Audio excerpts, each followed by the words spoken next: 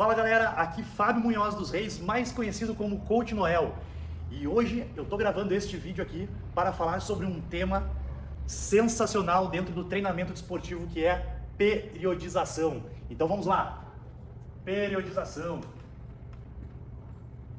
Eu vou trazer para vocês aqui hoje vários conceitos de o porquê você deve resolver começar a fazer os seus treinamentos com base em periodização. E não vem aqui depois me dizer que porque isso é antigo, porque isso não funciona. Funciona assim, e eu sou a prova viva disso, com os meus mais de 20 anos de experiência na área de educação física e como proprietário fundador da Superforce CrossFit, que é a maior rede do sul do país. Então se liga lá no que eu vou te contar. Vamos começar falando sobre o que é periodização, mas que desgraça é isso, Noel? O que é periodização? E eu poderia ficar aqui falando para você sobre vários conceitos acerca de periodização em relação às suas definições. Mas eu vou abreviar o nosso tempo aqui para ser mais objetivo. E vou dizer para você que periodização nada mais é do que ter períodos de tempo destinados a tais desenvolvimentos de N capacidades físicas. Então vamos lá. Periodização nada mais é do que períodos de tempo dentro do treinamento desportivo. E esta periodização, ela é utilizada no treinamento desportivo há mais de 5 décadas. Todos os atletas de nível olímpico, nível mundial, eles periodizam os seus treinamentos porque eles têm datas aonde eles vão competir e precisam estar no ápice do seu desempenho físico para dar um resultado favorável. E por que eles têm essa data pré-determinada? E por que eles precisam estar no ápice do seu condicionamento físico? É simples.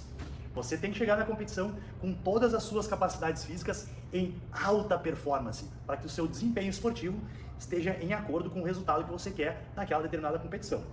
Então, a gente vai determinar que o período de treino, ele é específico entre o início de um programa de treinos e o fim. Onde o início a gente considera que é o quê? O início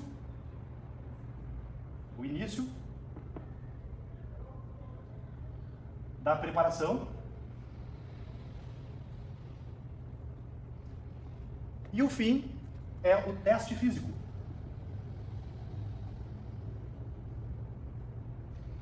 E como a gente pode aplicar isso dentro da nossa realidade? Seja você treinador de personal, treinador de academia, treinador de centro de treinamento físico ou até mesmo treinador de CrossFit. Vamos lá. Imagina que o seu aluno, ele chegou para começar o treino com você. Então a gente entende que esse é o início da preparação física que ele vai ter a partir daquele momento. E que depois de vários períodos de treinamento, ele vai ter um teste físico. E esse teste físico pode ser o quê? Pode ser um TAF, que é um teste de aptidão física, pode ser uma competição, pode ser um teste de corrida, pode ser um teste de uma repetição máxima ou várias repetições máximas de um determinado exercício, pode ser até mesmo analisar quais são os marcadores de saúde durante o período de início de preparação até o período final da preparação. Mas os centros de treinamento e os treinadores de CrossFit, eles entendem que este teste físico aqui, ele não existe e que a preparação física, ela dura ao longo da vida. Porém, ao longo da vida, vocês podem observar que nós teremos diversos testes. Até mesmo os levantadores de peso olímpico no CrossFit ou testes de ginástica olímpica são executados, bem como na sala de musculação. Testes de repetição máxima ou de carga máxima são aplicados dentro dos períodos entre o início da preparação e o teste. E por que é importante periodizar, Noel?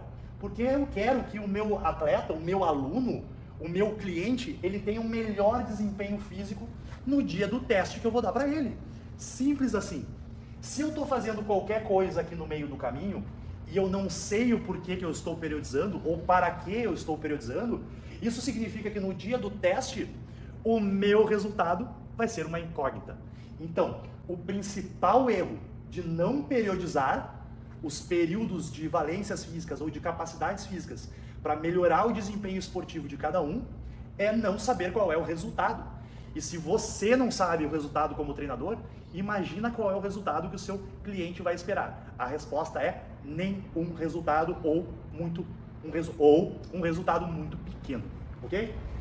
Dentro deste período entre o início da preparação e o teste físico, a gente quebra as partes durante esse período de início de preparação até o teste físico. Nós dividimos os períodos de treino para que a gente possa atingir uma certa aptidão física em determinadas capacidades. E isso não é exclusivo, nós damos ênfase. Então eu vou escrever aqui que ênfase em determinadas capacidades físicas é diferente de exclusividade.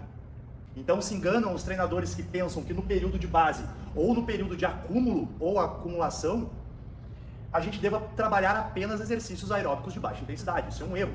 É ênfase e não exclusividade. Então vamos lá. Do início da preparação até o teste físico, a gente tem que ter períodos de treino destinados a adaptação, período de base, período competitivo, período pré-competitivo e descanso. Por que o descanso? Porque ninguém tem desempenho esportivo ou máximo condicionamento físico cansado. Simples, não é? Então, período introdutório, que nada mais é do que a readaptação do indivíduo ao treinamento desportivo, sugerindo que ele tenha o quê? Um baixo condicionamento naquele momento do início da preparação. Depois nós temos um período de treinamento de base ou de acúmulo. E neste período de base, no período de acúmulo, a gente precisa dar ênfase em exercícios aeróbicos de baixa intensidade. ênfase, lembra? Não é exclusividade. Então a gente vai melhorar o que aqui? A nossa capacidade aeróbica. Isso não significa que durante este período eu não deva fazer exercícios anaeróbicos. Não é isso. É ênfase e não exclusividade, ok?